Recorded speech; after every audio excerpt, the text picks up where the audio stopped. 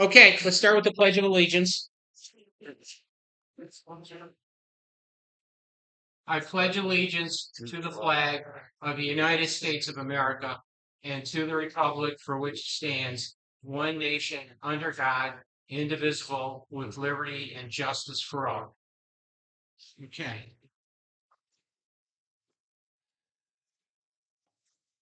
All right. Good evening, everybody. Welcome to the town hall to review the 2026 budget proposal.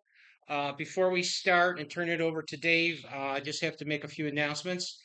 The first announcement is that we do have a quorum of board members here, but this is not an official association meeting, so no association business will be conducted today. Normally, Chuck Heel would make that announcement, but he's still enjoying the wines in Croatia, so I had to do that for him. Secondly, we're going to go through, Davis got a presentation where he's going to go through the details of the budget proposal, first on the operating side of the budget and then the reserve side of the budget. We will then open it up for a Q&A, either from the members here in the building or from the remote people that are on Zoom. Now, with Zoom, what we're going to ask is that you wait until we ask the, first of all, we'd like you to raise your hand or put something in the chat box saying you'd like to say something or ask a question. And once that happens, we'll take turns with that. And we'll ask you to wait until we switch the mics over to Zoom so that we can hear what you have to say. And then we'll switch it off for the response and switch it back if you have a follow-up. And then if there's any questions from the Zoom side, you can send us a chat and I'll try to answer it real time while we're going through this. So with that, I'll turn it over to Dave. Hi, everybody. Thank you for attending this meeting. I just want to let everybody know that the Finance Committee, we began the budget process back in July, and we met on a weekly basis to arrive at the recommended budget that I'm going to be proposing tonight. Before I get into this, though, I want to recognize the people that helped put this together, which is the Finance Committee, made up of Rob Huron, Debbie Ott, Tom Robertson, and Bill Simonelli. I also want to thank our GM Chuck and Brian Prifty and Jessica Cartier, who had a lot of input into this also. We so with that, I'll just jump right into it. Town Hall overview of proposed budget. I'm going to review proposed operating budget, the neighborhood landscape budget, the expense budget, proposed community and neighborhood landscape assessments, the reserve study overview and funding proposal. And then at the end, we'll have a Q&A. All right. Operating expense budget projects a 6% increase in operating costs. Largest percentage increases from utilities, repair and maintenance, and professional service. And I'll get into more detail on that a little farther in. The 2026 budget proposes an increase in community assessment. The previous year budget surplus offsets some of the expense increases. The neighborhood landscape expenses, there's an increase of 4%, which is composed of juniper contract will have a 3% increase. Tree trimming and mulch service will increase 11%. The reserve budget, the objective is to accumulate sufficient funds to cover reserve spend without requiring large assessments in the future. Near-term view of home sale activities show 47 homes next year, similar to the estimated final home sales for 2025. The original projection for 25 was 75 homes. The 2026 budget proposes an increase in reserve assessment. The operating expense budget, subset of total budget funded by the community assessment to 1,425 homes and offset by surplus revenue from prior years. The neighborhood landscape budget is a subset of the budget entirely funded by the landscape assessment assessed to the 613 owners whose units receive managed landscape services. The reserve budget is funded by the reserve assessment to all 1,425 owners and the initial contribution assessment from house sales. Budget overview. I'm going to go into a little more detail in 2025. The approved operating income was 4.4 million. The proposed budget for 2026 is 4.7 million, which is a 7% increase over prior year. The expenses is 4.8 million in 25 compared to 5.1 million in 26, and that is a 6% increase over prior year. The overall income, the assessment income is going up 7% from 4.3 million to 4.6 million. The user fee income is going down a little from 57 to 53. Rental income, we're projecting to go up $2,000, and collections income is going to go from 10,000 in 25 to 14,000 in 26. The reason for the projected increase is we have a much better system in place for going after money that's due. The other income is going from 11,000 to 21,000, and that is mainly going to be from the final door fee that we'll get in 2026. So the total operating income will be 4.7 million. Total reserve will be 1.1 million for a total of 5.8 million. Excuse me, which is a 9% increase over prior year. The operating expenses, here's the detail for the operating expenses. The big ticket items is the utilities, the repair and maintenance, and the professional services. The For professional services, that's 150% increase. And that is compared to what was budgeted in 2025, but the actual cost for professional services in 25 is going to end much higher than what was budgeted. So the estimate for the professional service in 2026, while it shows a large increase, it's actually not that high when you compare to what the expected 2025 year-end expense is going to be.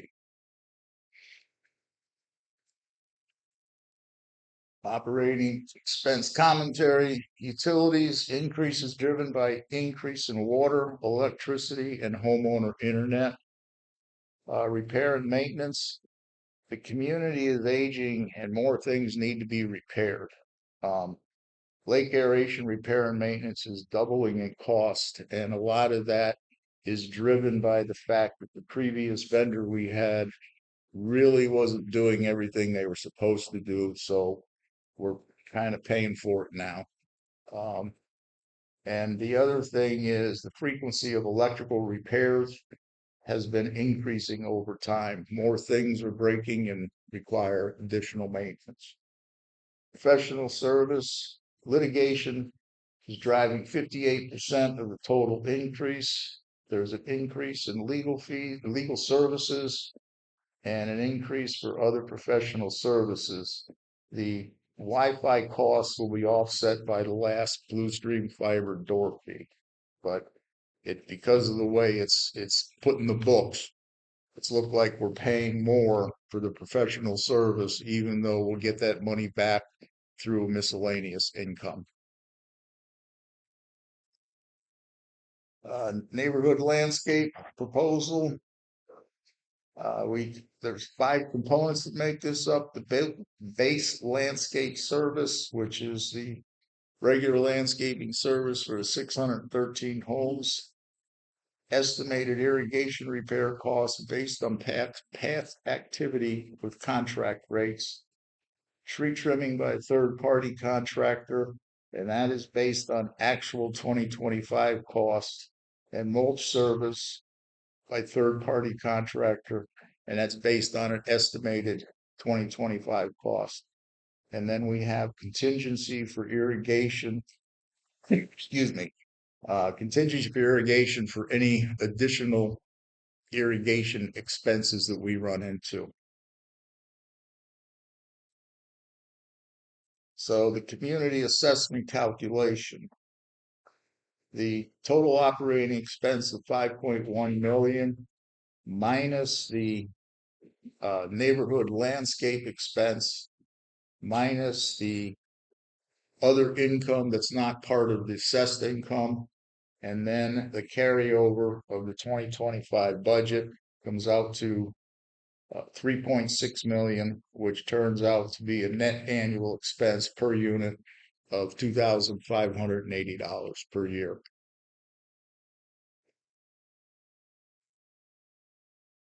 All right, this graph I wanted to show you is it basically shows that from 23 through 2025, or through 26, I'm sorry, operating expenses have gone up $1.1 million. And from 2023 through 2025, the budget operating surplus to keep the base assessment steady. The 2026 budget proposal utilizing 40 to 50% of the current surplus, but it also includes an increase in the assessment fee. So here is a breakdown of the community assessment along with the landscape assessment. And what I'm showing here is that on an annualized basis, the community assessment in 2025 was $2,380 a year, will be increased to $2,580 a year, or a $200 a year increase. The reserve assessment, which I'll get into later because I haven't even gone over that yet. But on a quarterly basis, the base assessment for the community will be going from $595 to $645, or $50 a quarter.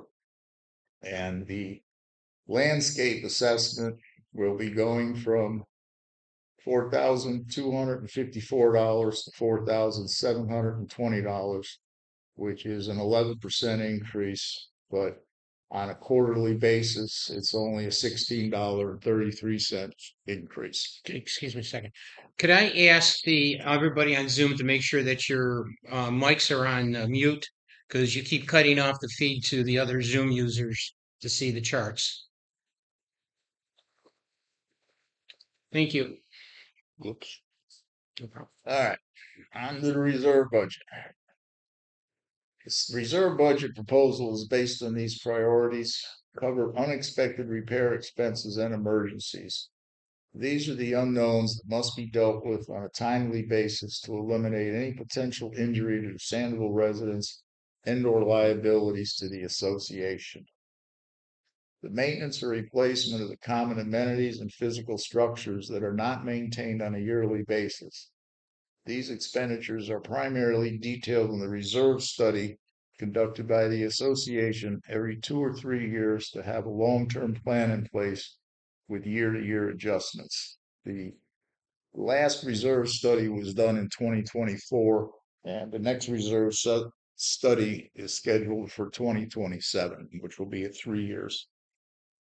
Included within this priority is restoration of landscape that was destroyed by Hurricane Ian based on the landscape plan, and lakeshore erosion, which has become a major issue for the community.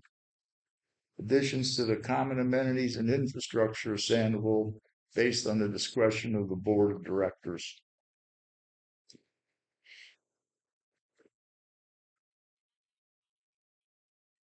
The reserve budget The reserve study base expenditures is $778,000 and 7 cents. We have an emergency unplanned expenditure of 50,000, a discretionary reserve expenditure of 50,000, and then other reserve spend items of 27,000 for a total reserve expenditure of $905,741. I'm not going to go through this line by line, but I'm going to be posting this on the internet so everyone can look at it. But this is basically a breakout of the reserve spend plan project. The largest one being the landscape restoration, the lakeshore erosion, and we need to replace a portion of the wall surrounding Somerville at a cost of approximately $85,000. But this all totals up to the 905,741. The 15-year reserve spend, Sandoval is expected to spend $17 million in reserve over the next 15 years. Resurfacing our roads and lake restoration alone is 61% of that figure. At the current assessment rates, we would be short approximately $6 million in 15 years. Not fully funding the reserve project will have a negative effect on the quality and home values of our community. So we must face reality and properly fund our reserves. Again, might be a little difficult to see, but what this graph shows is that the first view, the top view, if we don't increase our reserve assessment by 2035, we're going to be $1 million. Yeah. We're going to be $1 million in the hole. If we fund the reserve assessment, additional $50 a year, we're still going to be in the red in 2035. It just won't be as bad. If we create a $500 reserve assessment, we will not go into the red. However, my concern is that when we hit 2035, we will not have enough money in reserves for any type of unexpected major event, such as another Hurricane Ian. The final view of $550 a year, which is what we're proposing, keeps us at a high enough level in reserves that we can handle a major event without having a special assessment to the residents. Okay, can you hold on a second? Yeah. Vic, Yes. can you switch to the next chart? Because the Zoom people are only seeing the first two charts right now. Could you switch to the next chart? Oh, I'm sorry. Okay. Because the Zoom people didn't see the second chart. Okay. All right. No, you skipped. You must miss one then. This is 19, page 19. It's up to 18. Yeah, that's the correct one. Then we need 18. Thank you. 18, please. Got it. All right. All right. Just give it a minute for people to look at. Oh.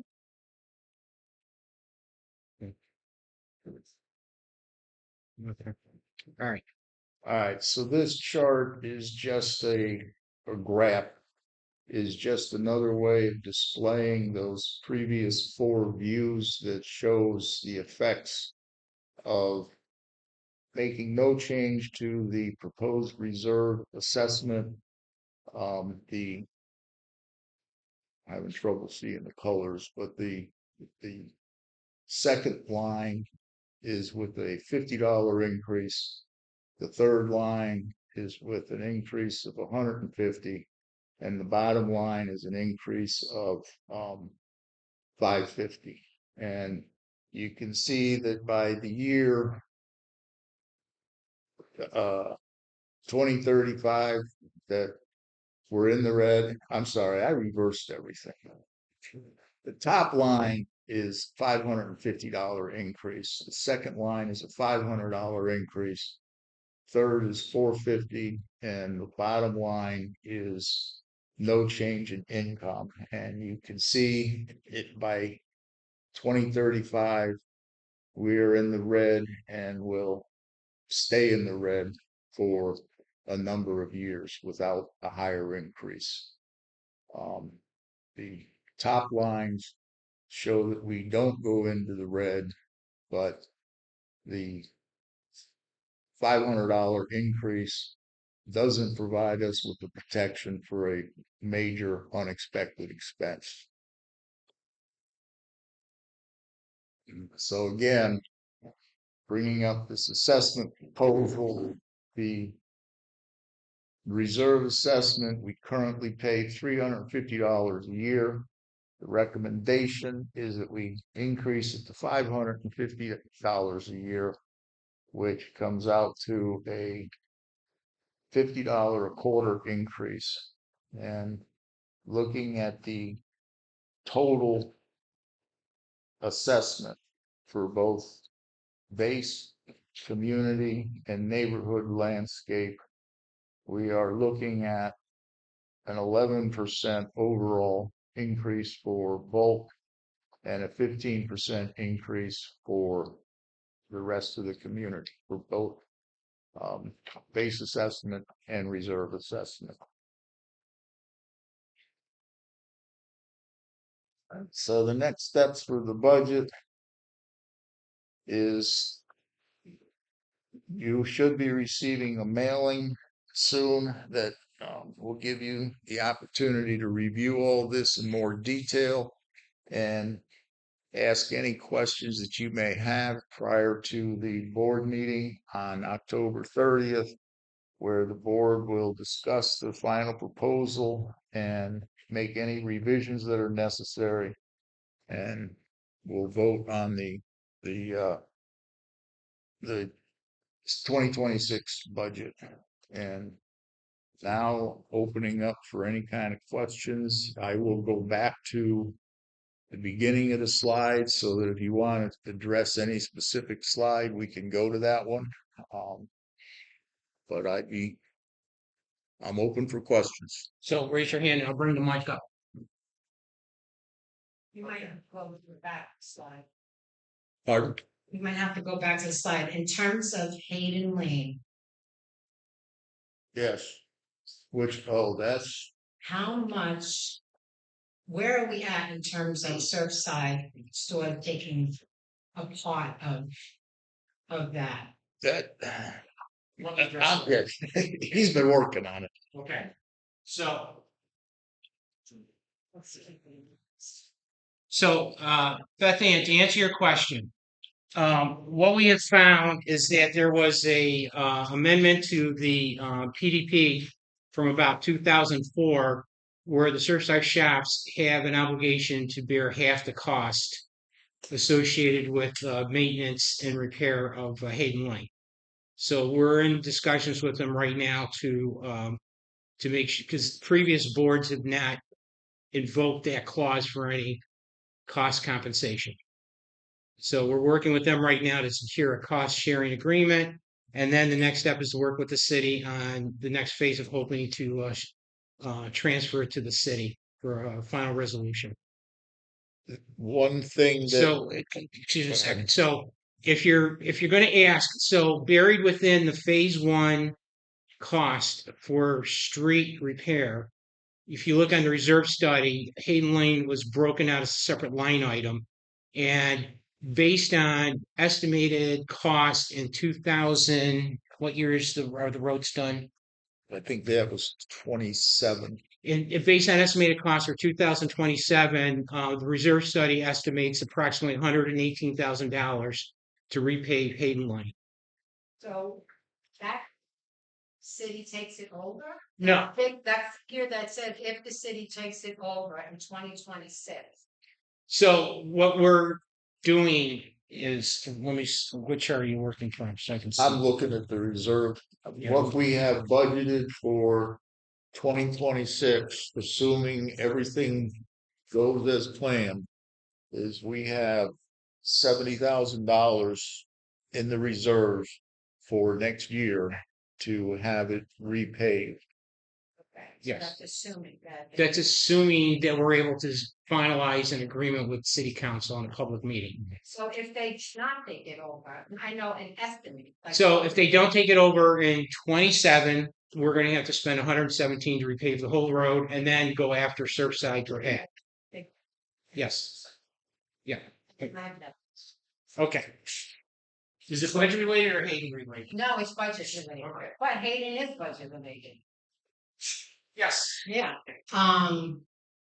Why have our legal fees gone up significantly?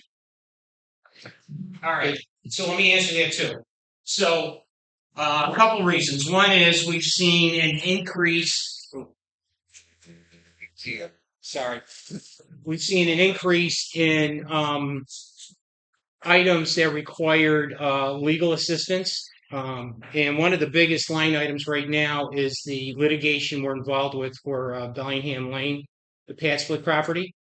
Now, we are, we are hopeful that we're going to prevail in the end, and that at some point, part of this resolution, we will get attorney fees from the owner for having to go through this process because they waived their right for attorney fee, not having to be obligated for attorney fees when they didn't accept mediation back earlier this year. But I can't assume that it's going to get resolved within the next year. So we have an estimate, I believe it was $50,000 in legal costs just to deal with the Bellingham Lane situation. So plus we're getting, I say, we've seen an increase in activity either by residents or by outside parties that have required us to use legal counsel more than we have in the past. Really? Yes. So, for example, today we got a business records request. So it was sent by an attorney. So when an attorney sends us something, we have to get our attorney involved and deal with it. So and this was, we have statutory obligations to follow through on, and the finance committee sat down and tried to look at, what we actually were spending this year on legal, and to make sure that we had a good view going forward, that we weren't underestimating the cost going forward. And one last, I don't know if it's a question or maybe perhaps a comment, and I may not phrase this question properly. I know that last year. not on.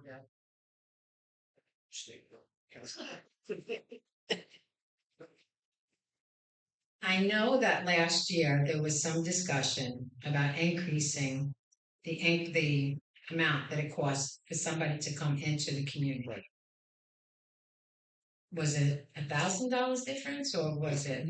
Last year, we wanted to increase it from 4,000 to 5,000. Okay, And the majority of the community did not want us to do that, so we left it at $4,000. And with home sales as they are today, we didn't even want to entertain increasing it to $5,000 to make it more difficult to sell homes. okay. Any other questions from the audience? Okay, is there anyone on Zoom that would like to ask a question? Please do a raise hand so we know who wants to talk. Joanna. Okay, so we'll get you on. Hold on, Joanna.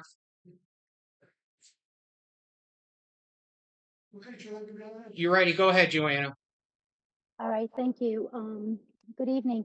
So I just listened to the increases of expenditures and reserves. My question is every year there is a budget review and a possible increase. Are we taking account of the inflation cost of making any repairs all the way out to 2030 or 2035 like you were talking about? Because if we are increasing and that's your proposal, and everybody agrees to it, in the next, what, 3 years or 10 years, we're gonna have to do another increase to try to catch up.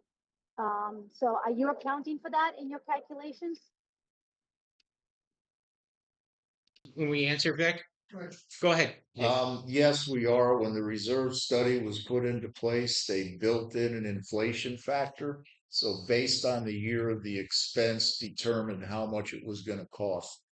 I believe they used a 3%. 3% inflation factor. Okay. And again, Mhm. go ahead. Typically, now, I'm not gonna dispute that because you probably hired a company, a third-party company to provide that assessment, right? Okay. And I guess that's by the Valley of Florida. Typically, with I work in construction, so when it comes to estimators for large projects that are in the millions that I'm involved in, typically that increase of inflation is about 5.5 to 6% for the rate increase of years ahead. So, do you think that that is adequate, or do you think that's on the low end? Because if we are going to have meetings, then people who are getting older, right, and becoming to be on a fixed income may not be able to budgetize those increases, can affect the whole community. You know, we hire a reserve specialist to come in and do this analysis, and that is what they base their costs on. And there will be another reserve study in 2027. And at that time, we'll know whether we're on target or not based on the results of that reserve study. Um, You know, can I, is that accounted in our budget for that study to be held? Because I'm sure there's a consulting agency, right? you say that louder? I said, is that cost for hiring that company, is that's like a consulting company, right?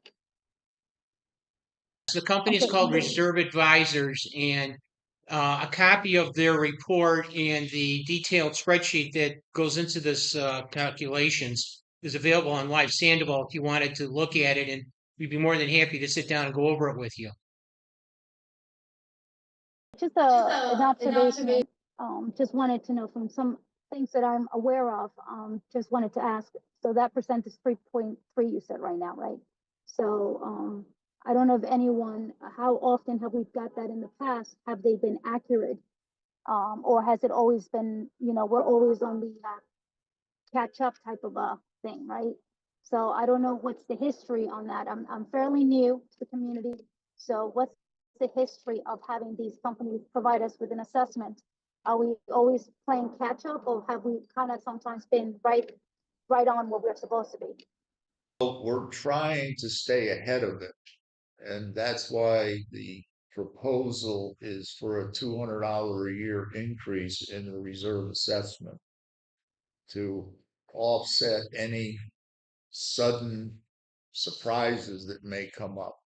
I do know, and I don't have the figures memorized, but I know that the 2022 reserve assessment gave a cost for resurfacing the roads, and the 2024 reserve assessment, the cost of that went up quite a bit. It was much more than 5%. Yeah. And that's why we've been trying to build up the reserves to cover things like that. Right. Plus, this is higher. One more question. Due to the unpredicted hurricanes or problems that, the unknown, right? Does the community have an insurance company that could cover some of the structural or common areas that would be, destroyed due to a hurricane or an act of God or something? Have insurance, but unfortunately, the insurance company doesn't cover the cost of repairs for everything. Yeah, Joanna, just to put us in perspective, for Hurricane Ian, the association spent about $2 million to repair the community, to clean up and repair the community after Hurricane Ian. And we got approximately $500,000 in insurance settlement against those damages, but they don't, but the insurance will not cover things like fences. So we had to do major fence repairs. We had to do major repairs to the front walls of the community that wasn't covered. We had pool repair that had to be done. So we're sort of stuck. A lot of associations are in the same boat as us, is that these insurance policies don't cover a lot of damage from wind. We have flood coverage and things like that, but it's only, they tightly constrain how much they'll cover in the case of a hurricane event. And the other thing with that was because we had sufficient money in the reserves, we were able to begin cleanup and fixes right away rather than have to wait for the insurance company to say what they would and would not pay for. Understood. I understand. I've gone through some hurricanes and issues myself, personally in a homeowner. So, okay, those are all the only questions I have. Thank you so much. Thank you, Joanna. Is there anyone else on Zoom that'd like to ask a question? Just raise your hand so we know who'd like to talk. Okay. Do we have any other questions from the audience? Of course we do. Do I really need the microphone? It helps. It's for the remote people. I think I saw a added line item when we had the contingency fees, 50 and 50, Yes. right? I saw another one for 27,000. Have we always had that? Because I remember it being 50 and 50. Let me go back. All right. Yeah, you The see that 20 other reserve okay, spend that items. that 27,000, those are additional items that is not in the reserve budget, or I'm sorry, the reserve study In the past. in the past, but Okay. they're items that people feel we need. And Okay. I can provide you with a list of what each No, of those are, because it's like 5 or 6 of them. I just don't have them memorized. Okay. And lastly, I just want to say that I think that the finance committee has done a great job. And when you compare our cost to other gated communities, we are still at a very decent price. So kudos to the finance committee. Thank you. Well, and I think, also, I think the association, previous board members, risk management people, we all made a concerted effort to put in better contract structures for the association over the last few years. And I think that made a big difference in terms of having much more predictability to cost and holding our vendors accountable for performance against those costs. So I think everybody, it's been a group effort to sort of improve the overall management structure or oversight of the community operations. So, Ginger had a question on Facebook, not Facebook, but. Zoom. Okay, Ginger, you can come off mic and ask your question. Come off mute. Vic, can you take her off mute? Oh, she's up. Go ahead. She wants to know how much was on in the reserve fund. That was a question. How much is in the reserve fund Just currently? wondered what the total amount is in reserve and what the percent funded is on your reserve study. The Go back to the year-end balance and you can show her. Go the other way. Year-end balance. I don't have it. Yeah, so it's this number right here.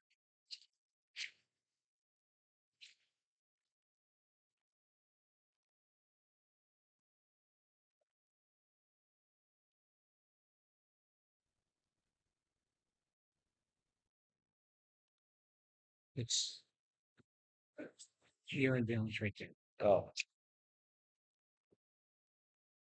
The current year-end balance or projected year-end balance for 2025 is $4.5 million. Yes, the Yes, budget meeting. Yeah. Okay. Okay. And the percent funded? 100%. Oh, that's 100%.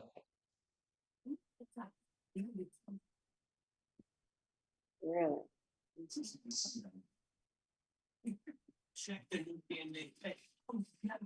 you have a follow-up question on that? No, that's it. Thank you. Okay, Joyce, did you have a question? No,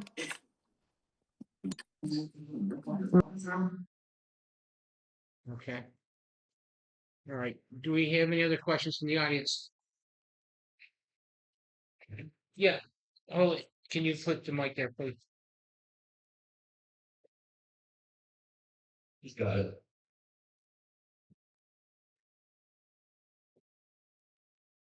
It's a minor point, but when we talk about landscape and mulch, I know Chuck mentioned that we were going to get an increase in the amount of mulch bags we get next year. Correct. Is that true? Yes, it is. Yeah, because I know this mulch company was terrible, but in addition to that, we didn't get very many bags. So the sidewalks are a mess because there's no mulch left at all. I'm glad there's an increase. We are also going with a different company because of the experience we had this year. Right, good. Okay, thanks. Any other questions? Okay. Okay, thank you everybody for coming. Thank you, Dave. Appreciate it. Everybody have a good evening. Right. Thank you.